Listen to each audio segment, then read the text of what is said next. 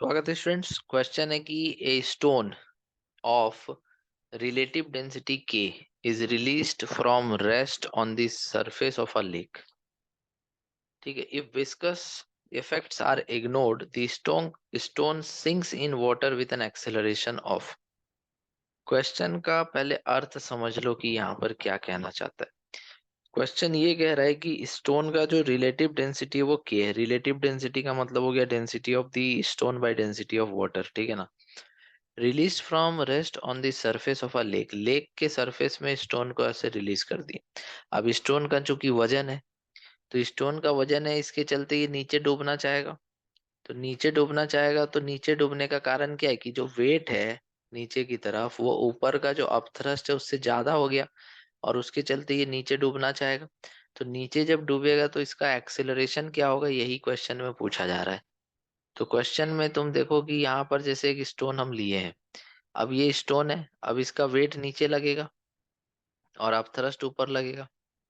Wait ज्यादा है इसीलिए डूब रहा है, और अपथ्रस्ट कम है इसीलिए डूब रही है। अपथ्रस्ट मतलब वेट से कम है, तो नेट फोर्स इसको किधर मिल रहा है, नीचे की तरफ।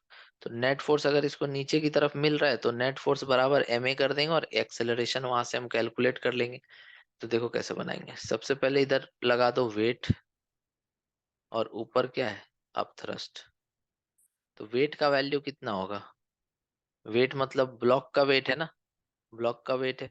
तो ब्लॉक का वेट है तो डेंसिटी ऑफ द ब्लॉक, मान लो rho B, volume of the block into g, ऐसे भी लिख सकते हैं, जरूरत पड़ने पे आगे देखा जाएगा।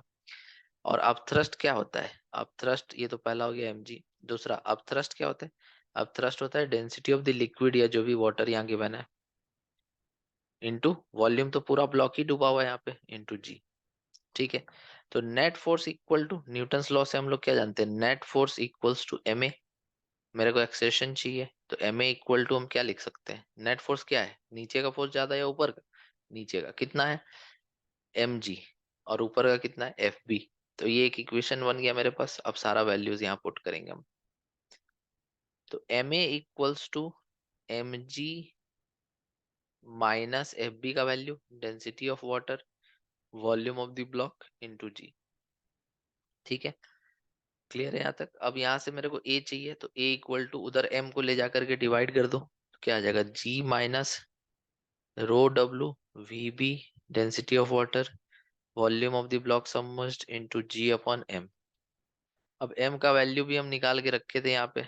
m का वैल्यू क्या है, रो बी वी, तो वहां से m का वैल्यू इसमें रख दो, तो ये g कॉमन ले लो, तो क्या आ जाएगा, 1 minus rho w vb upon m का वैल्यू सिर्फ लिखना है, m का, g नहीं लिखना है यहाँ पे। तो रो बी vb।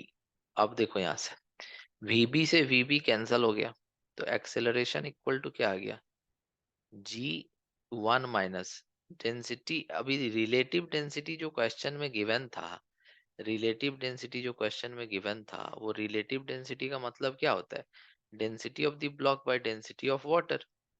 तो यहाँ density of water by density of block क्या हो जाएगा, 1/रिलेटिव डेंसिटी जो 1/k होगा। तो रो डब्ल्यू बाय रो बी जो जहां पर है उसकी जगह 1/k लिख दो ना। क्लियर है। तो ये ऑप्शन हम लोग चेक करते हैं। g 1 - 1/k बिल्कुल सही आंसर है। आई होप तुम ये क्वेश्चन समझ गए होगे। Thank you so much for watching.